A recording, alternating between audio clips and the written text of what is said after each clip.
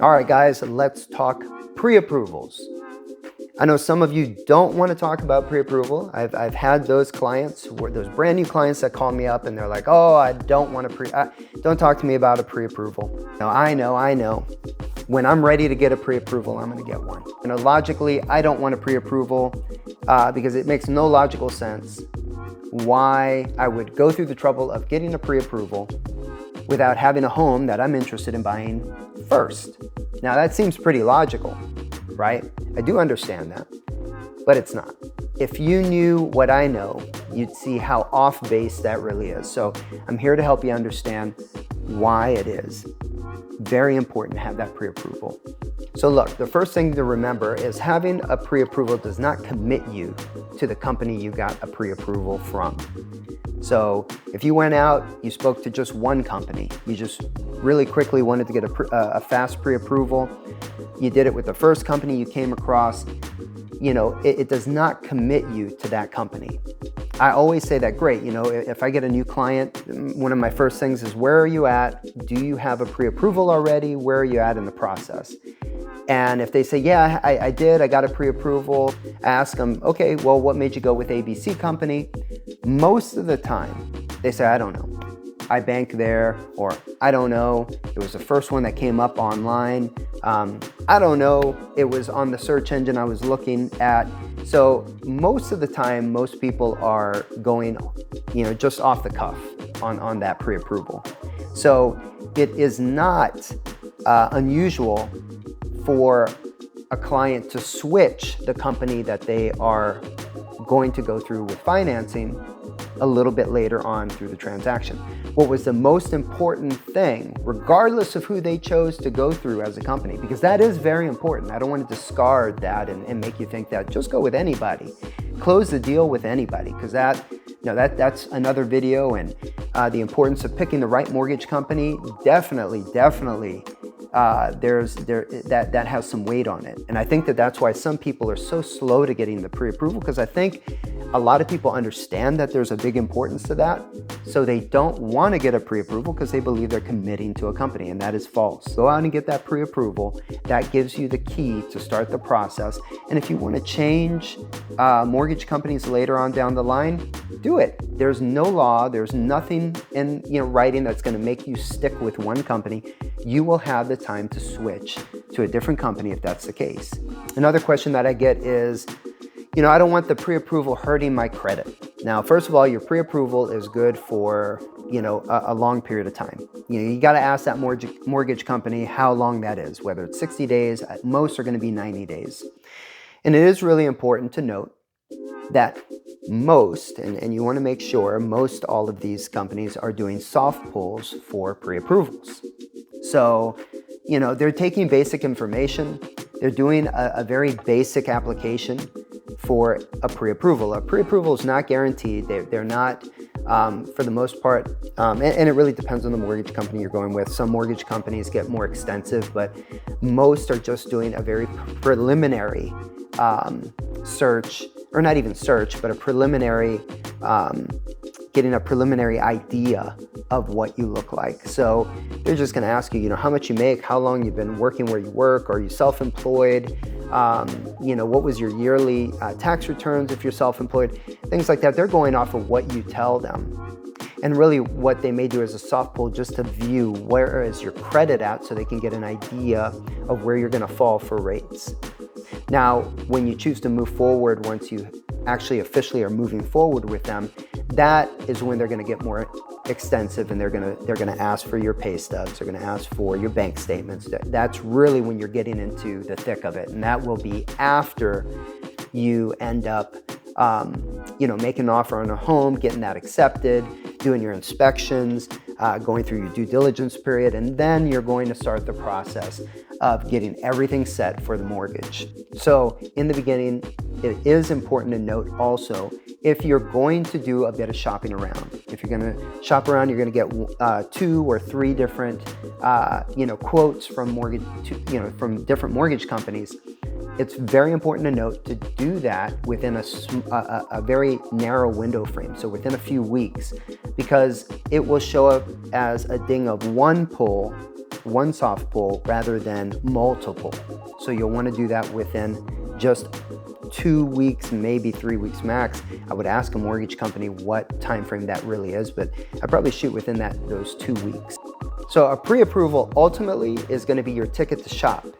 And what I mean by that is with your pre-approval is going to be based on what are you putting down. They're going to take a look at, where your credit standing is at, what your taxes and insurance are going to be in the area that you're looking. And then most importantly, what you feel comfortable spending every month. So you're going to get a real good idea of the price point of the home that you're shopping for. Before that, you're kind of really just assuming what it is you can afford, or assuming what it is you want to afford. That's probably the biggest thing. It's not necessarily about what you can afford. It's about what you want to afford. Many of us can go out and go buy a $100,000 car. We can afford to do so, but there are many of us that choose not to do so. So it is very important to get an idea of what you're comfortable spending and where your price point is really at when it comes to purchasing a home. A pre-approval is going to open up doors. And what I mean by that, look, a realtor or an agent, they're going to open up a couple of doors for you if you don't have a pre-approval. I have clients that they come in, they're asking about a particular property, they're not pre-approved. I take that opportunity to go out, show them the property, but most importantly, just to be able to meet them. They get to meet me, I get to meet them, we get to build a little bit of a relationship for helping them along in the process in the future. But the chances of getting that particular home that we're going out to look at, I know, is nil to none. You have to remember that realtors and agents are dealing with well-qualified people every day, and those clients take priority. So these are considered serious buyers. And when we make offers, that's what the sellers are looking for. They're looking to accept offers with serious buyers behind them and not with buyers that have assumptions. So look, let's discuss why would a seller not accept an offer that you give without a pre-approval. You and I go shopping for a home and we end up finding the perfect home. We end up making an offer on the home and the seller is actually naive enough to accept the offer. They accept the offer, we put down the deposit. They then in turn have to pull that property off the MLS in terms of it being active. It is now has to go under pending status. So essentially now all the buyers that are excited and moving forward and wanting to look at this home and have this home as a prospect, they see it go under pending. They're like, oh, they have to emotionally move on from this property. So those buyers move on. They decide, they throw that property out of their mind. And let's say just 5 days later, you're finding out you can't qualify for this home. Or worse, you can qualify for the home, but you didn't realize the payment was so high. And hopefully at that point, you're still in the due diligence phase, which honestly you can pull out for any reason. So you don't feel comfortable with the payment, great, cancel it. And now the seller is dinged. They've got to put the home back on the market. And they lost time being off the market. But worst case, let's say you go outside your due diligence period and you can afford the payment, like what we spoke about before. You can afford the $100,000 car. You just don't want that payment. So now you're telling your guy, oh my God, I didn't think the payment was going to be this much. And the mortgage companies say, well, you qualify for it. And now you're unfortunately over your due diligence period.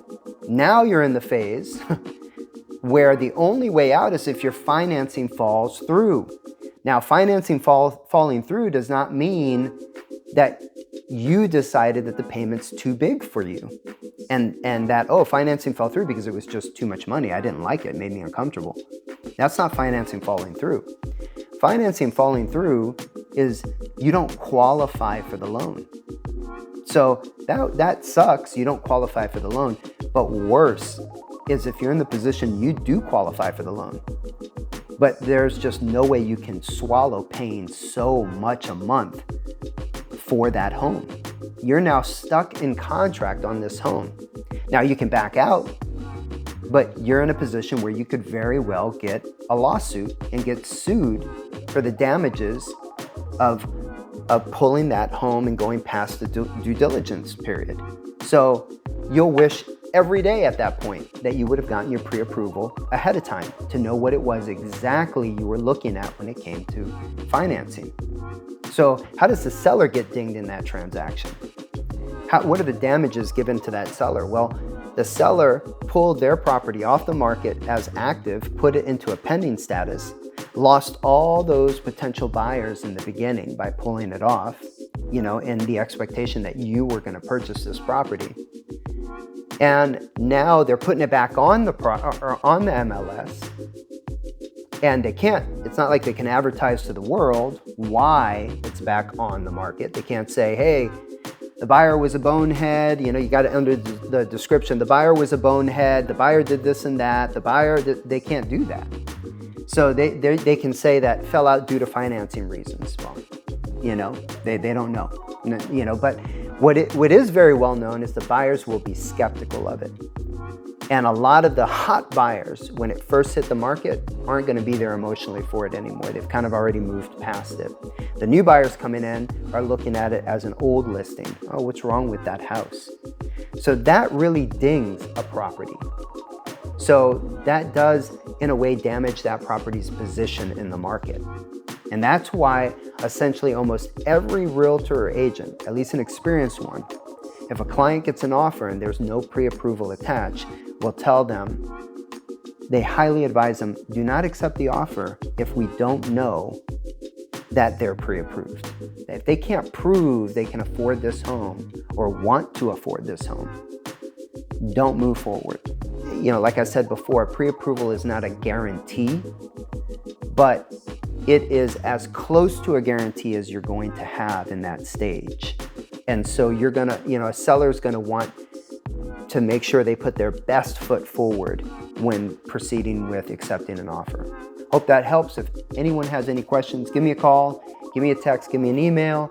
I look forward to meeting and speaking with you soon, and take care.